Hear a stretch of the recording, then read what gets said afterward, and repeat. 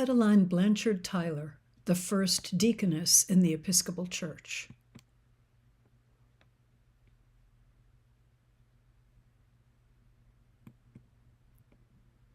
My quest for Adeline began here in the archives of Boston Children's Hospital. Their collection includes nearly 100 letters to and from Adeline and a portion of her unpublished biography. The manuscript is identified as written by her brother. Yet credit for the biography goes not to her brother, who died in 1834, but to her sister, Catherine, and her niece, Lizzie. From Catherine's will. Should I not live to complete the memoir of my dear sister Adeline Tyler, I entrust the undertaking to my niece, Elizabeth. 3 portions of the memoir survive in 3 repositories. One goal of my work has been to study these manuscripts and reunite their texts. Born in 1805 in the farming community of Billerica, Massachusetts, about 20 miles northwest of Boston, Adeline was the youngest of 5 children. Her father, Jeremiah, owned pew number 12 in the Congregational Church, where the siblings were baptized Sunday, June 1st, 1806. Catherine was born 4 years later. Adeline was 13 when her father died. After completing her education at the academy in Billerica, she taught in Mrs. Sarah Bradford's school. There she met Sarah's brother, John Tyler, a successful Boston auctioneer and widower with 4 children. Lizzie. Adeline and John were married in 1826 in spite of much opposition from my grandmother, who naturally objected to a connection between this blooming girl of 21 and a man of 50 with 4 children, the eldest older than his wife. Less than a year after their marriage, a violent attack of inflammatory rheumatism left him partially crippled. In spite of his infirmities, he was able to attend to business, but he suffered almost continual pain. His was a familiar figure on the streets of the city, seated in a low carriage of unique design, built for his own special needs. In trying to relieve him, his wife acquired that wonderful skill in nursing, which she possessed. Her husband and most of her connections attended the Unitarian Church. She had gone with him not because she was a Unitarian in belief, but because she enjoyed as an intellectual treat some of their ministers. When she began to feel the importance of caring for her soul, she was naturally inclined to seek the church which her brother, an Episcopal minister, had so loved. Adeline joined Boston's Trinity Church.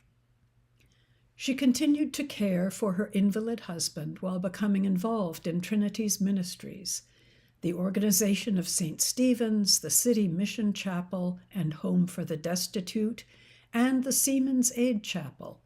Here was laid the foundation of a life and religious character consecrated to God and to her fellow man.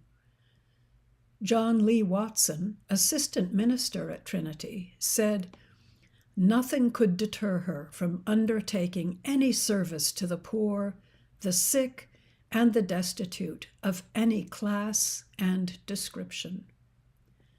Adeline flourished at Trinity, but in the spring of 1846 she left abruptly. Watson, who was a high churchman, and Bishop Manton Eastburn, who was not, had profound disagreements, leading to Watson's resignation on April 9th, 1846. 3 days later, on Easter Sunday, Adeline attended services at the Church of the Advent. There she found a new parish home. The parish was established less than 2 years earlier. From the circular by the rector, William Croswell, the Church of the Advent has been recently organized to secure the ministrations of the Protestant Episcopal Church to the poor and needy. After 3 years in rented halls, on Advent Sunday, 1847, the Advent held its first service in a new place of worship, a remodeled meeting house on Green Street. Among the worshipers was a young man 17 years of age, Charles Chapman Grafton. Grafton, a law student at Harvard at the time, would become an important figure in Adeline's life, especially in her later years. John Tyler died shortly after their silver wedding anniversary. Lizzie quoted reports of the funeral. The stores on Central Wharf and vicinity were closed during the ceremony. The Church of the Advent was crowded, the floor of the house being nearly occupied by downtown merchants. The funeral train numbered nearly 100 carriages. His death affected Adeline profoundly, says Catherine. From this date until her last days, Mrs. Tyler's whole soul seemed absorbed in the one thought of doing good to the poor and suffering. She threw her whole energy into the charitable work of the parish. That charitable work was given new life and energy by the Advent's second rector, Bishop Horatio Southgate. To offer the ministrations of the church to the poor and needy, Southgate and a group of Advent laymen had founded the parish's Holy Guild in 1852. Membership was initially limited to male members of the parish. Within a year, the bylaws were amended to include women. Adeline assumed, at Dr. Southgate's earnest solicitation, the duties of matron of the parish school, and took the superintendence of the parish house for widows and aged couples. She came to be known as the Lady Abbess. Bishop Southgate would later reflect that the few years of her work in Boston were but an apprenticeship for her ampler career of charity, which followed in other fields. While still holding her connection with the charitable work in the Church of the Advent, Mrs. Tyler received a letter from the Reverend Horace Stringfellow, Jr., offering her the position of headship in the infirmary he was about to establish in Baltimore. He assured her, "I have the most hearty cooperation of the bishop, William Rawlinson Whittingham. I am firmly persuaded that we shall open up a work of faith and love, a work in which both may be tried as if by fire, and yet it is enough for us to know that it is for the honor of God and his salvation of men. From what I have heard, I am sure that you are qualified for the position and that God has called you to it. Will you not come and help us in his name?" Stringfellow shared his vision with Whittingham. Among all the plans for alleviating the destitution, both temporal and spiritual, presented to my view, that of returning to the church the primitive order of deaconesses seemed most desirable. Catherine. It was a great struggle for my sister to sever her connection with the Church of the Advent, relinquish the work with which she had been there so long identified, and remove from the city of Boston, which had been home for so many years. But in Baltimore there seemed to open to her a large and important field for that particular kind of church charity for which she was so admirably fitted. She removed there on the 18th of September, 1856, accompanied by a lady friend who was to be associated with her in the infirmary. The lady friend was 28-year-old Caroline Elizabeth Guild, called Carrie, also a parishioner at the Church of the Advent. I found two ladies who had long desired to unite themselves to such work. A residence for the sisters, and the hospital is now ready for occupation. We have room for 15 beds beside the portion set aside for the sisters. Stringfellow's two ladies are Eveline Black, 21, and Catherine Kate Menard, 19. Adeline and Carrie brought the number to 4. Catherine. On September 21st, St. Matthew's Day, 1856, St. Andrew's Infirmary was formally opened by Bishop Whittingham with appropriate religious services, the celebration of Holy Communion, and the solemn setting apart of Mrs. Adeline Tyler and 3 other ladies for the work of deaconesses in the Diocese of Maryland. Whittingham charged them, "You are to be servants of the Church of God as deaconesses, specially in ministering to the sick and poor, prisoners and outcasts, the destitute and the oppressed, helpless and orphan children, and the abject and friendless penitent." With this solemn ritual, Adeline, Carrie, Kate, and Eveline embarked on their lives as deaconesses. In an advertisement in this 1857 republication of the Office and Devotions of the Lutheran deaconesses at Kaiserswerth, Germany, Whittingham states that no sanction is intended to be given to the form of ordination. The right and expediency of the adoption of any such form in the Episcopal Church are meant to be left open questions. It would be more than 30 years before General Convention enacted a canon recognizing and regularizing the office of deaconess. Deaconesses would continue to serve in the Episcopal Church throughout the 20th century.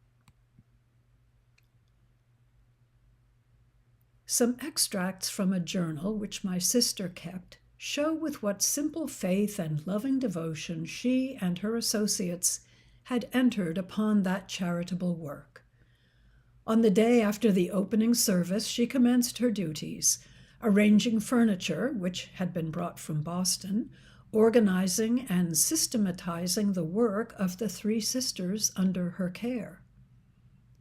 Adeline wrote, "Sister Carrie and I stayed in the house last night and rose this morning with cheerful hearts and a firm faith, although its dawn found us without fire or food. By God's blessing, we were able to obtain the latter, and by the aid of a spirit lamp to prepare the same. With renewed hopes and energies, we begin a work which can be sustained only by fervent zeal and never-swerving faith." Adeline created a chapel in the infirmary. "I have been very busily engaged this morning in preparing our little chapel for service, hoping to enjoy the united prayers of our Christian band within its walls. The Reverend Dr. Cox of Grace Church has been here with one of his vestrymen, J. Mason Campbell, who gave us a check for the rent of the house for 1 year. Thus, God in his infinite care makes us feel his approval of our work." The following Sunday, she wrote, "The day is fine, and our service has been perfected by the administration of the Holy Communion. May its strengthening and life-giving grace make us zealous in every good work." The deaconesses would need every bit of that strength, grace, and zeal, because just over a month after the infirmary opened, Stringfellow, in ill health, unable to sustain the parish, the infirmary, and his family, resigned from St. Andrew's and left Baltimore. The deaconesses immediately asked Bishop Whittingham to provide pastoral supervision, which he agreed to do, appointing William Cross Crane, St. Andrew's new rector, warden, responsible for the day-to-day ministries and spiritual health of the bishop's beloved daughters in Christ. Adeline developed a close spiritual friendship with Bishop Whittingham, who called her his first deaconess or chief deaconess. Years later, as she considered a move back to Boston, she wrote him, "One painful thought is present with me at this change. Must it sever the relation I have so long enjoyed with you as my chief pastor, and whom I found not only a spiritual director, but the friend and sympathizer through the many trials that encompassed me?" The ties that bound them included the presence in Maryland of Charles Chapman Grafton. While a law student at Harvard, Grafton was confirmed and became a parishioner at the Church of the Advent.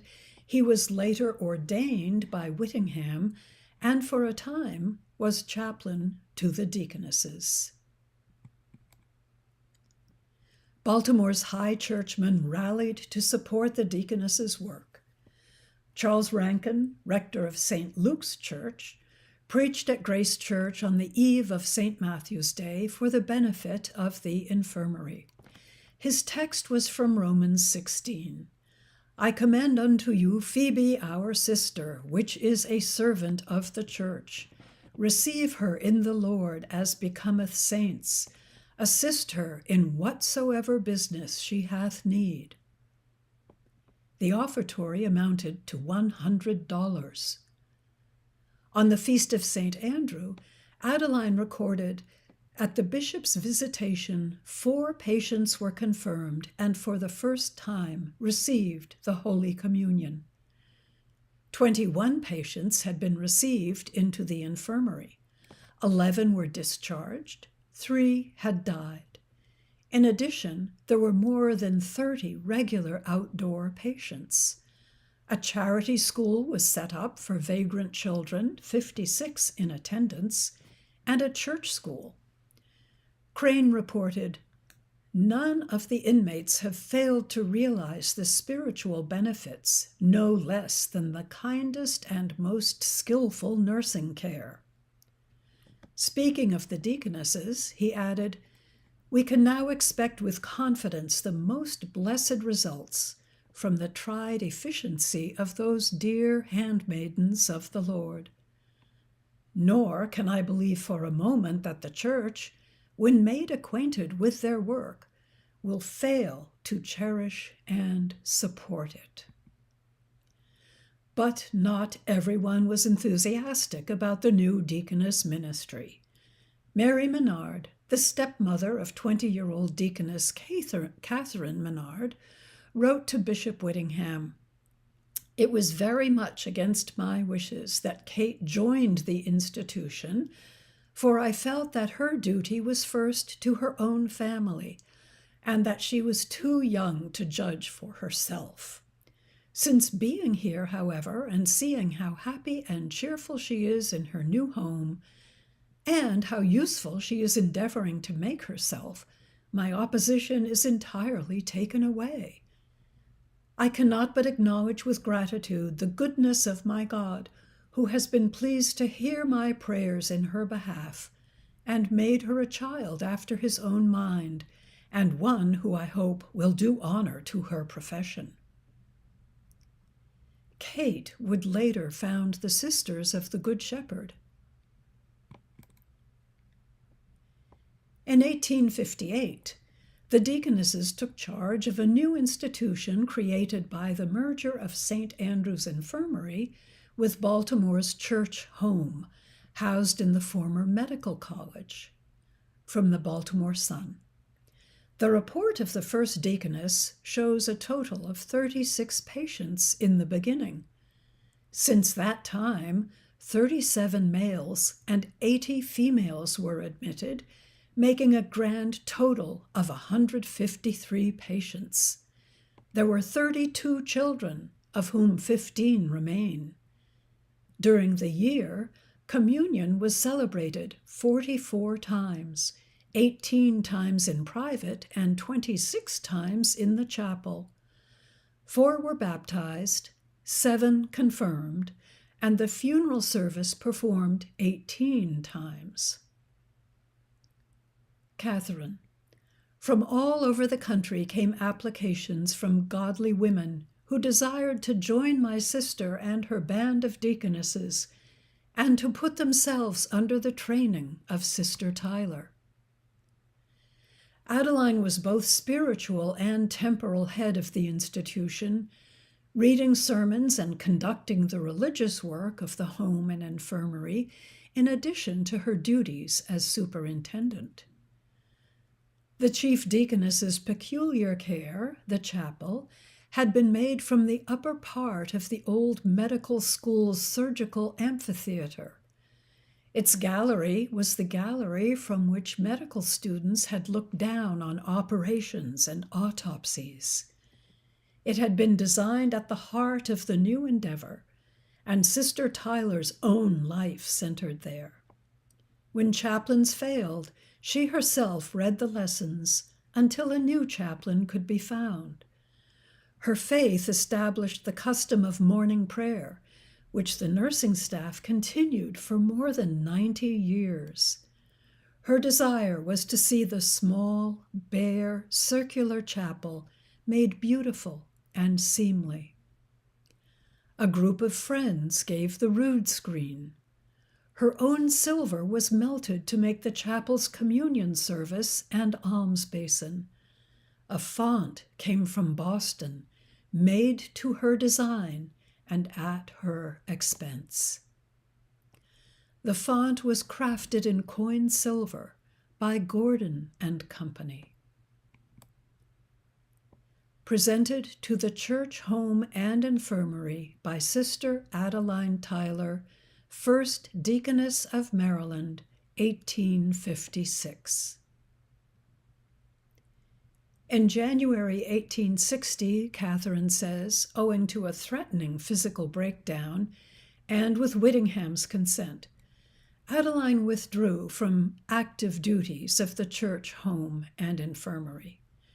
She and several other deaconesses would devote themselves to the care of the outdoor sick and poor, the nurture of the little ones for Christ, and the hard but glorious task of reclaiming the outcast and binding up the wounds of the despised and neglected, broken-hearted. At the commencement of the year 1861, the work of the deaconesses in their home was going on quietly but very successfully. Mrs. Tyler seemed justified in believing that the long-cherished and favorite object of her life was about to be accomplished in the establishment of a permanent order of deaconesses. There were at this time 12 admitted sisters and as many candidates for admission under training. The deaconess school was prosperous and numbered some 15 or 20 pupils. Mrs. Tyler's life work seemed within reach of full fruition when the fall of Fort Sumter awoke the whole country to the realization that there slumbered a social volcano beneath their feet.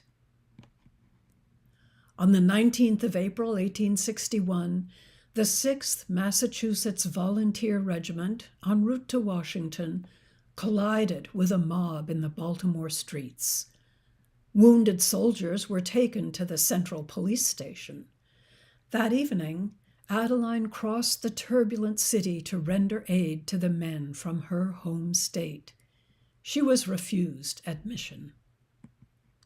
Undeterred, she again requested to see the men, adding that the care of the suffering was her life's work. She was again denied. "Very well," she replied. "I am myself a Massachusetts woman seeking to do good to the citizens of my own state. If not allowed to do so, I shall immediately send a telegram to Governor Andrew, informing him that my request is denied." This persuaded the chief officer to permit the 2 most seriously wounded men to be moved to her own home. They stayed for about a month while she nursed them back to health. Adeline thus earned the honor of being the first nurse to treat Union forces in the Civil War. A year after the conflict, Sergeant John Ames of Lowell, Massachusetts, wrote to her, "I shall ever feel thankful that we fell into so kind and generous hands, for if I had remained in the station house till morning, I should not have lived to see this day." At the Army Hospital on Camden Street in Baltimore, Adeline's even-handed treatment of both Union and Confederate soldiers led to accusations of being a rebel sympathizer. She left, informing Whittingham, "I am ready to follow your wishes to work in any place you esteem the most useful. The cry in our streets today has been appalling to me. Stonewall Jackson in Baltimore with 40,000 rebels. May God preserve you from that day in Baltimore history." Whittingham responded to a plea for nursing assistance at the military hospital in Chester, Pennsylvania. "My chief deaconess," he wrote, Mrs. Adeline Tyler, notified me that she was ready for duty, but she is rather a superintendent of nurses than a mere nurse. She is very likely to bring other deaconesses or probationers with her. I will authorize her acceptance of duty. She is just invaluable."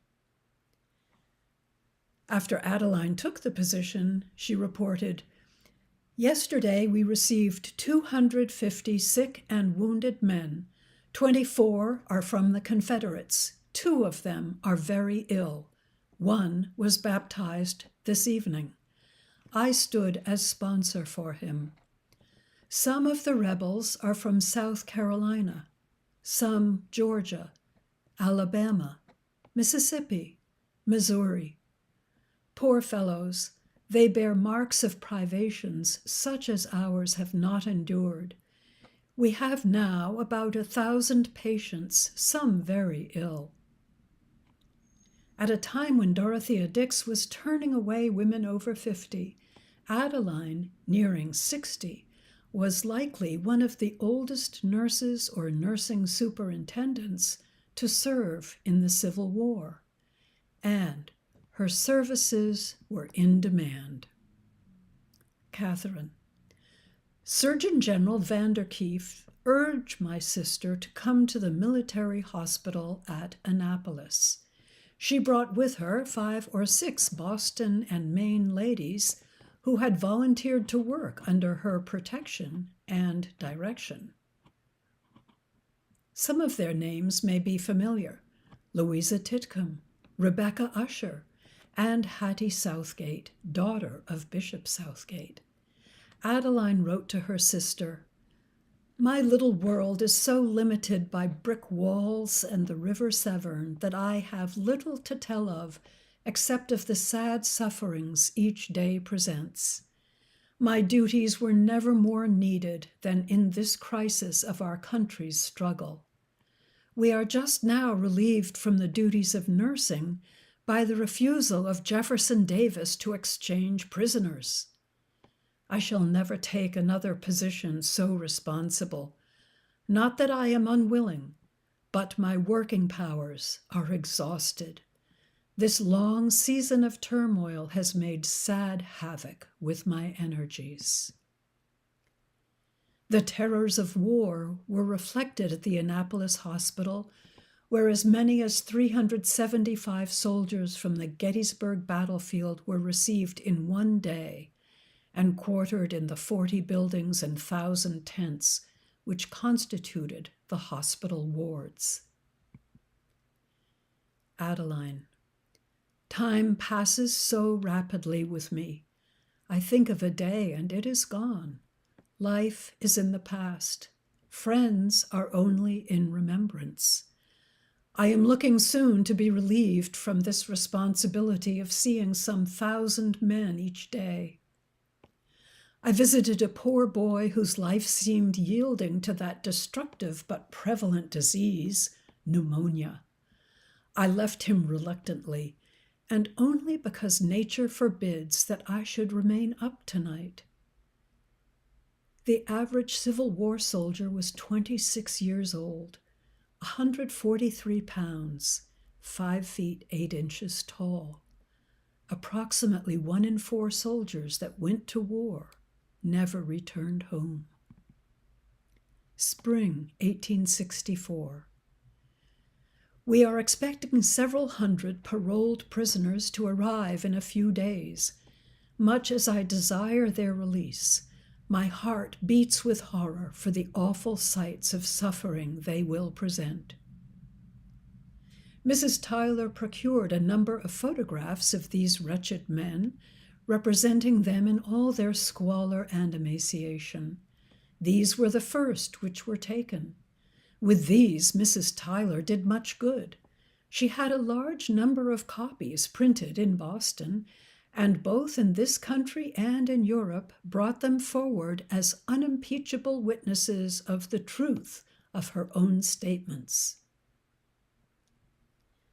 Physically exhausted and spiritually depleted, Adeline wrote to Catherine, "Although our contest still rages and the dead are calling upon us to stay this wicked warfare, I have, in the midst of it, decided on leaving my country." Lizzie noted, "Aunt Tyler is broken down by her labors." Bishop Whittingham provided her with a letter of introduction. Our beloved sister, Adeline Tyler, widow, chief deaconess of the Diocese of Maryland, being about to travel with our consent, is earnestly commended to your good offices of Christian love, as one in all respects worthy of the same, for her godly conversation and high repute and trust in this branch of the Church of Christ. Adeline was in England when the war ended. After her return, she and Evelyn Black once again worked together, this time at the Midnight Mission for the rescue of fallen women in New York. Which brings us to the third and final portion of Catherine's memoir manuscript in the archives at Boston Children's Hospital.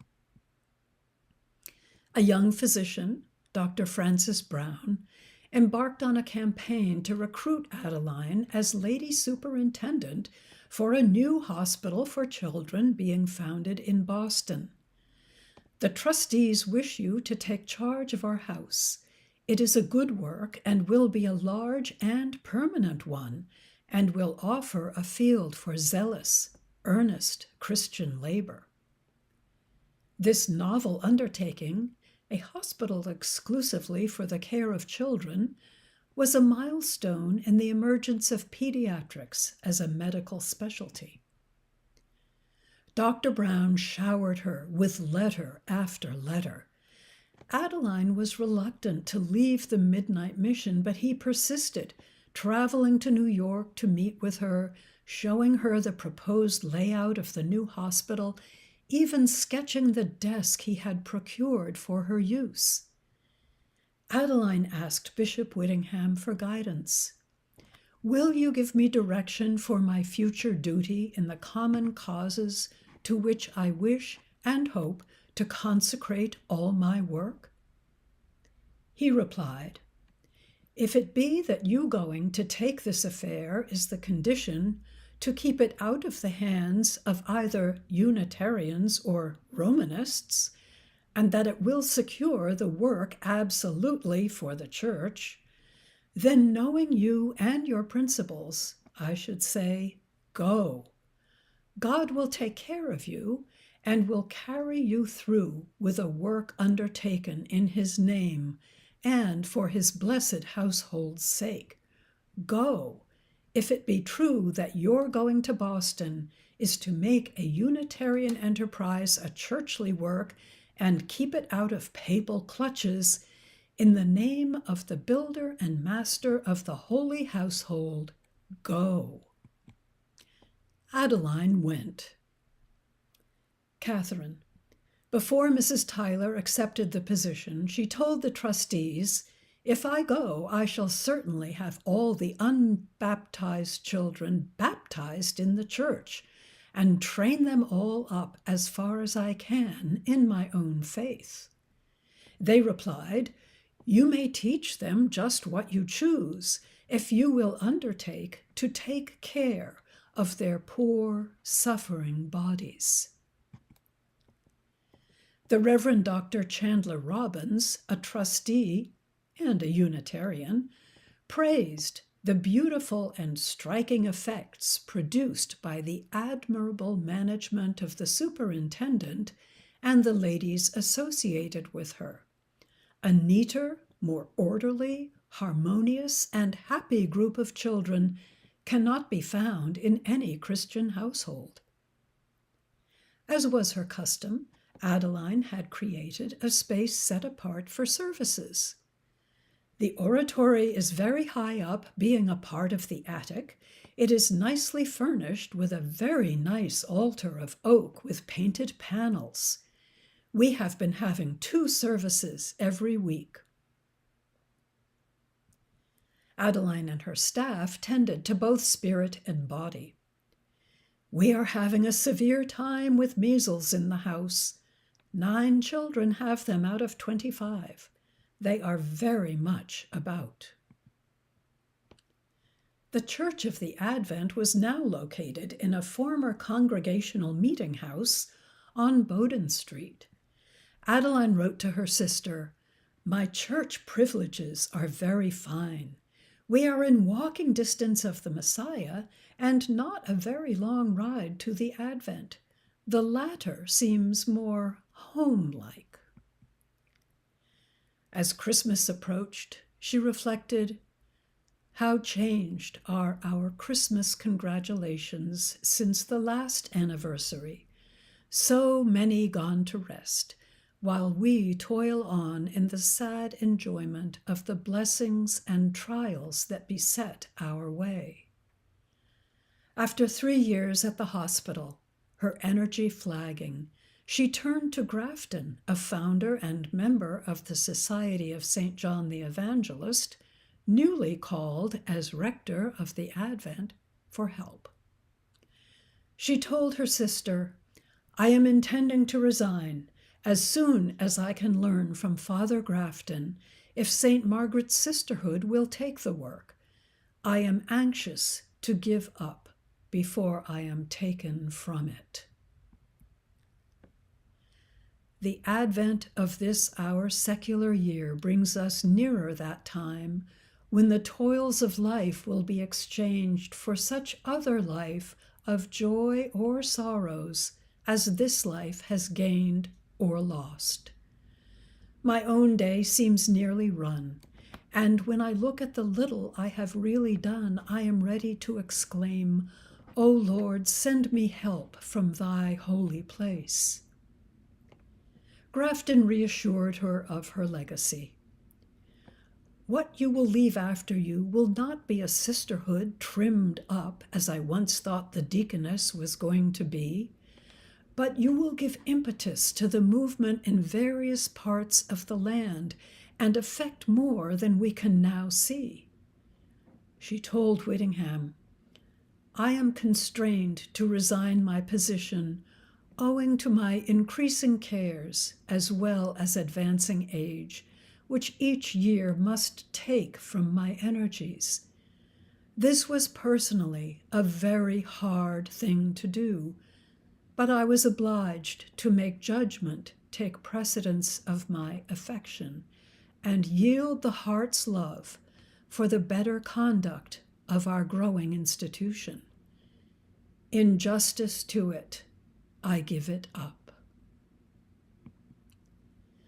Adeline and Grafton succeeded in bringing members of the Sisters of St. Margaret from England to assume nursing duties at the hospital. Whittingham wrote to Adeline, "Next to yourself, I suppose no one could be so likely to carry out your plan and way of working in quiet, unobtrusive steadiness, aiming at the great ends ever in view, as a sister from St. Margaret's East Grinstead. The Sisters of St. Margaret faithfully served at Children's Hospital for 45 years. Relinquishing the work was wrenching for Adeline. This separating from a work so dear to my heart, and for which I have given so many prayers and labors of love, rends my inmost soul, and I sometimes think it will be too much for my strength. By God's help, I hope to be sustained. She took a room 2 doors down from the Church of the Advent. My home is very comfortable and so near the church that no weather need keep me away. It is a great privilege now that my ability for any secular occupation is taken from me. I sometimes feel restless under this divine order. I know it is not right, but human nature rebels against the divine will. We had a beautiful Easter in the church, although outside the way was very wet and cold. Our church was simply dressed with flowers about the altar, in very good taste, no display. Our service was grand, and the sermon such as no one but Father Grafton can preach. Not that I think his intellectual powers of the highest order, but the spirit soars very high. We had beautiful banners worked by some of the ladies under the direction of Sister Teresa, who is in charge at the Children's Hospital. At her physician's urging, she traveled to England in the summer in the company of friends from the Advent and the Society of St. John the Evangelist. She stayed in Oxford near her Cowley Father friends, visited cathedrals, churches, convents. At St. Margaret's in East Grinstead, she attended the profession of 28-year-old Emma Pearson, a friend from the Advent, who took the name Sister Agnes. After Adeline returned to Boston, despite increasing infirmity, she told Catherine, "I want to start a society like your Working Women's Benevolent Society.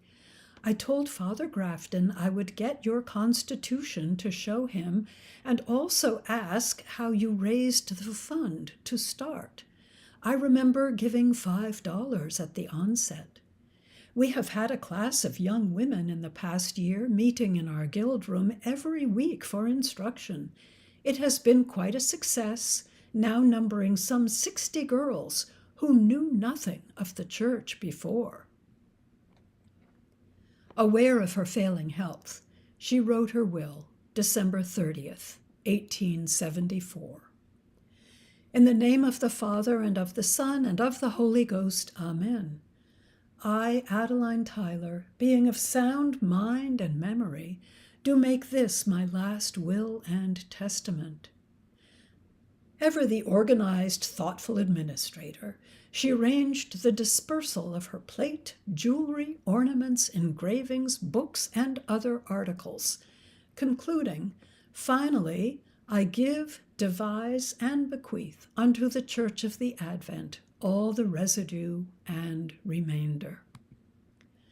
She died 10 days later, just 69 years old. Grafton officiated at her funeral. Arthur Ritchie, previously an assistant at the Advent, now at Mount Calvary in Baltimore, was the celebrant, this at a time when communion was a novelty at funerals. It fell to Grafton to inform Whittingham of Adeline's death. You will not be surprised to learn that Mrs. Tyler was called to her rest on Saturday last. Her illness was a very suffering one, though at the last she did not suffer so acutely, and her faculties were clear. She was laid to rest at Mount Auburn Cemetery, joining her husband, his first wife, and other family members. Her death was mourned in New York at the Midnight Mission. Her intelligence and dignity were so tempered by gentleness and affection that she commanded respect and won confidence and love. In Boston, Dr. Brown wrote to her family, the hospital managers desire to express their cordial recognition of the lifelong labors of Mrs. Tyler in the course of Christian works, of her loyalty to her country and its defenders in the late rebellion, of her tender sympathy with the poor, the suffering, the outcast, the children, and especially of her faithful and efficient labors in the Children's Hospital during the first years of our existence. In Baltimore, a Civil War trail marker commemorates Adeline and the history of the church home and infirmary.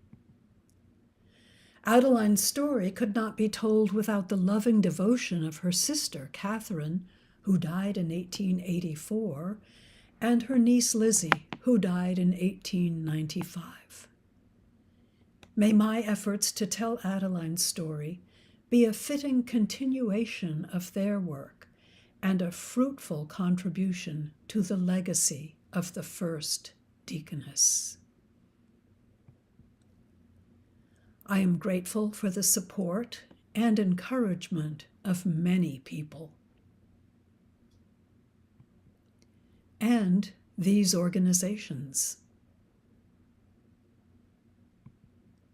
But Adeline has the last word.